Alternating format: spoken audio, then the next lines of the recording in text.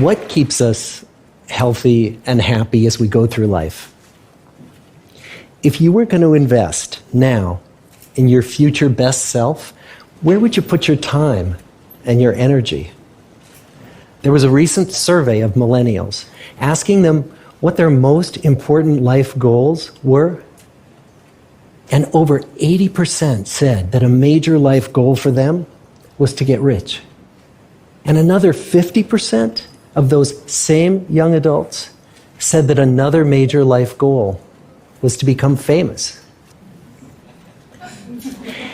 And we're constantly told to lean into work, to push harder and achieve more. We're given the impression that these are the things that we need to go after in order to have a good life. Pictures of entire lives, of the choices that people make and how those choices work out for them, those pictures are almost impossible to get. Most of what we know about human life, we know from asking people to remember the past. And as we know, hindsight is anything but 20/20. We forget vast amounts of what happens to us in life, and sometimes memory is downright creative. But what if we could watch entire lives as they unfold through time? What if we could study people from the time that they were teenagers all the way into old age to see what really keeps people happy and healthy? We did that. The Harvard study of adult development may be the longest study of adult life that's ever been done. For 75 years, we've tracked the lives of 724 men. Year after year, asking about their work, their home lives, their health, and of course, asking all along the way without knowing how their life stories were going to turn out. Studies like this are exceedingly rare. Almost all projects of this kind fall apart within a decade because too many people drop out of the study, or funding for the research dries up, or the researchers get distracted, or they die, and nobody moves the ball further down the field. But through a combination of luck and the persistence of several generations of researchers, this study has survived. About 60 of our original 724 men are still alive, still participating in the study, most of them in their 90s. And we are now beginning to study the more than 2,000 children of these men. And I'm the fourth director of the study. Since 1938, we've tracked the lives of two groups of men. The first group started in the study when they were sophomores at Harvard College. They all finished college during World War II, and then most went off to serve in the war. And the second group that we've followed was a group of boys from Boston's poorest neighborhoods. Boys who were chosen for the study specifically because they were from some of the most troubled and disadvantaged families in the Boston of the 1930s. Most lived in tenements, many without hot and cold running water.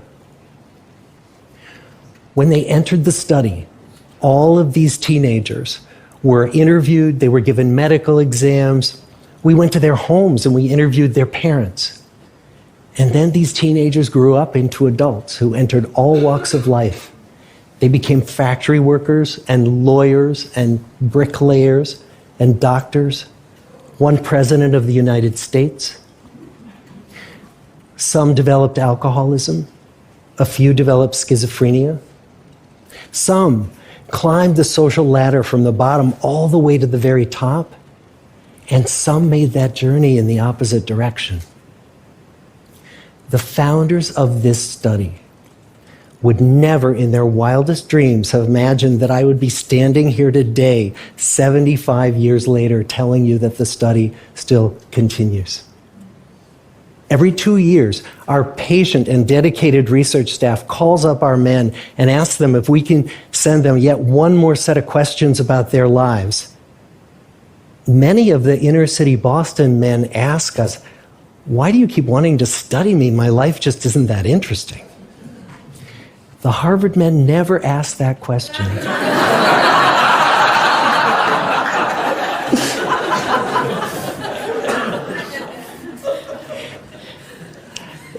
To get the clearest picture of these lives, we don't just send them questionnaires. We interview them in their living rooms. We get their medical records from their doctors. We draw their blood. We scan their brains. We talk to their children. We videotape them talking with their wives about their deepest concerns. And when, about a decade ago, we finally asked the wives if they would join us as members of the study, many of the women said, "It's about time." So what have we learned? What are the lessons that come from the tens of thousands of pages of information that we've generated on these lives? Well, the lessons aren't about wealth or fame or working harder and harder.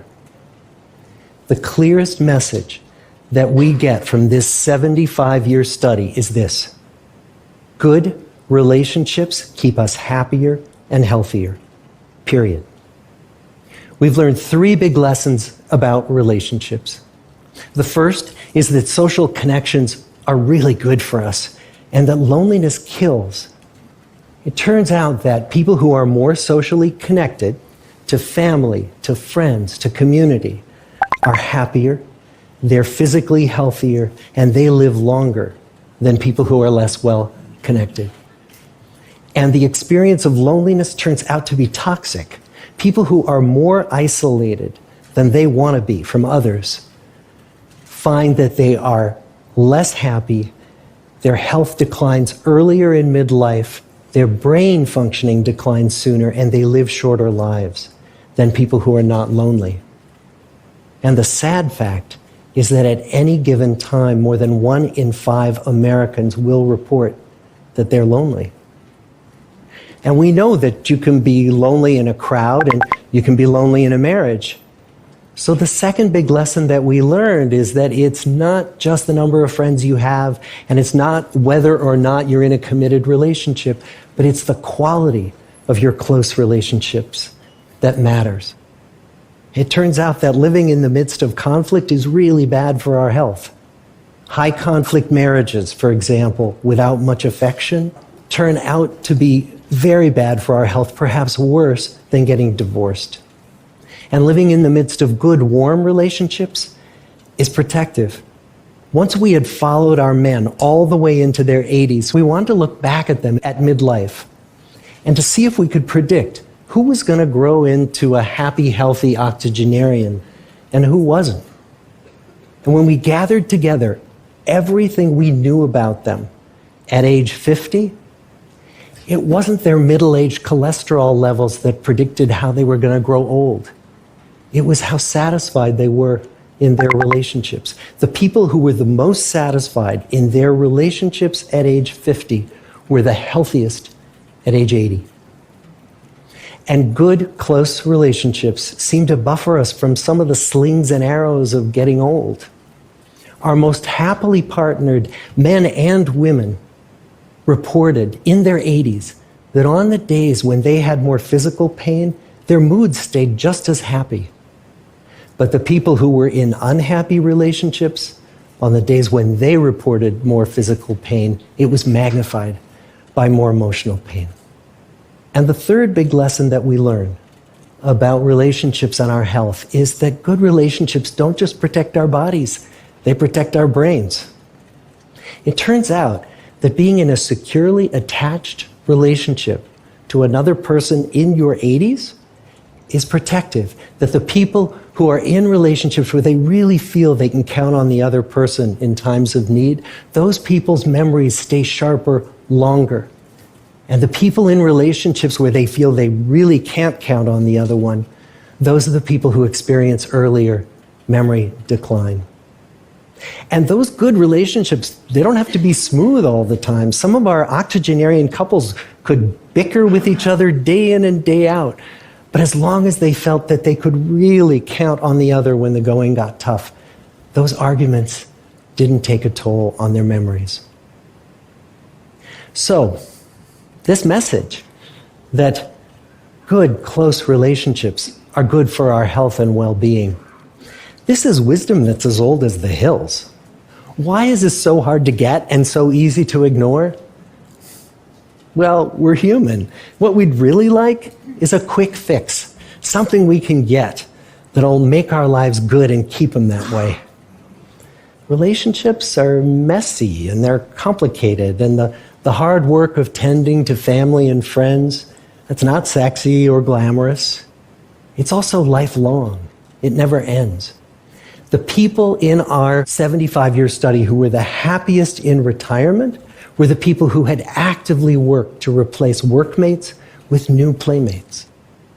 Just like the millennials in that recent survey, many of our men, when they were starting out as young adults, really believed that fame and wealth and high achievement were what they needed to go after to have a good life. But over and over these 75 years, our study has shown that the people who fared the best were the people who leaned into relationships with family, with friends, with community. So what about you?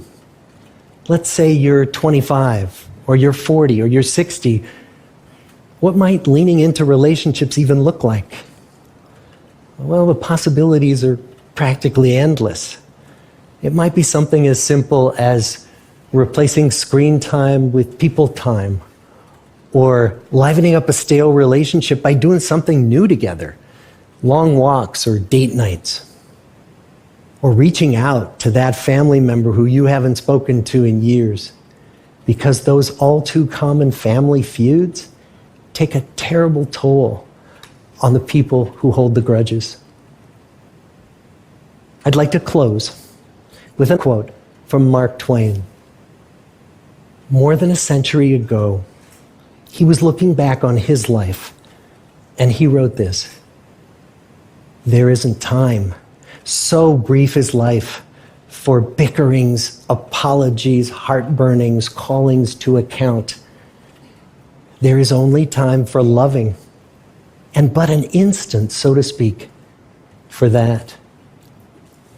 The good life is built with good relationships. Thank you.